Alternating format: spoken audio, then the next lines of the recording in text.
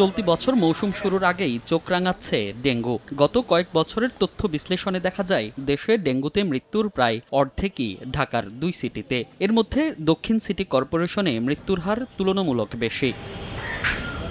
তাই এবার বর্ষা মৌসুমের আগেই ডেঙ্গু নিয়ে নড়ে চড়ে বসেছে সিটি কর্পোরেশন। এডিস মশাবাহিত ডেঙ্গু ও চিকুনগুনিয়া রোগ প্রতিরোধে দক্ষিণ সিটির ৭৫টি ওয়ার্ডের ২,২৩৮টি বাড়িতে জরিপ কার্যক্রম পরিচালনা করে ডিএসসিসি। সাকসেসফুলি সেই জরিপটা বৃহস্পতিবার ঢাকা দক্ষিণের নগর ভবনে জরিপের ফলাফল প্রকাশ ও পরবর্তী পরিকল্পনা তুলে ধরে প্রশাসক জানান, দক্ষিণ সিটির ২৮১টি বাড়িতে পাওয়া গেছে লার্ভা। এর মধ্যে ৮৭% লার্ভাই এডিস মশার। দক্ষিণ সিটির ২৭টি ওয়ার্ড ডেঙ্গুর উচ্চ ঝুঁকিতে বলে জানান তিনি। ৬৩টি ওয়ার্ডের মশার ঘনত্ব নির্দিষ্ট সূচকের চেয়ে বেশি, যা ডেঙ্গু রোগের ক্ষেত্রে ঝুঁকিপূর্ণ।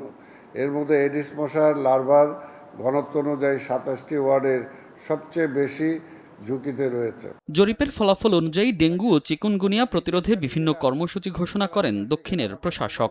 আগামী ৬ জুন ডেঙ্গু ও চিকুনগুনিয়া রোগ প্রতিরোধে সচেতনমূলক র্যালি অনুষ্ঠিত হবে। ৭ জুন ২০২৬ তারিখ হতে ডেঙ্গুর অধিক ঝুঁকিপূর্ণ ২৭টি ওয়ার্ডে স্বাস্থ্য বিভাগ, বর্জ্য ব্যবস্থাপনা বিভাগের সমন্বয়ে ৫ দিনব্যাপী বিশেষ ক্র্যাশ প্রোগ্রাম, একদম প্রতিটা বাড়িতে বাড়িতে আমরা সেখানে যাওয়ার জন্য চেষ্টা করব। ডেঙ্গু চিকিৎসায় হাসপাতালগুলোকে ১০% বেড বিনামূল্যে দেওয়ার নির্দেশনাও দেয়া হয়েছে বলে জানান দক্ষিণ সিটি কর্পোরেশনের প্রশাসক।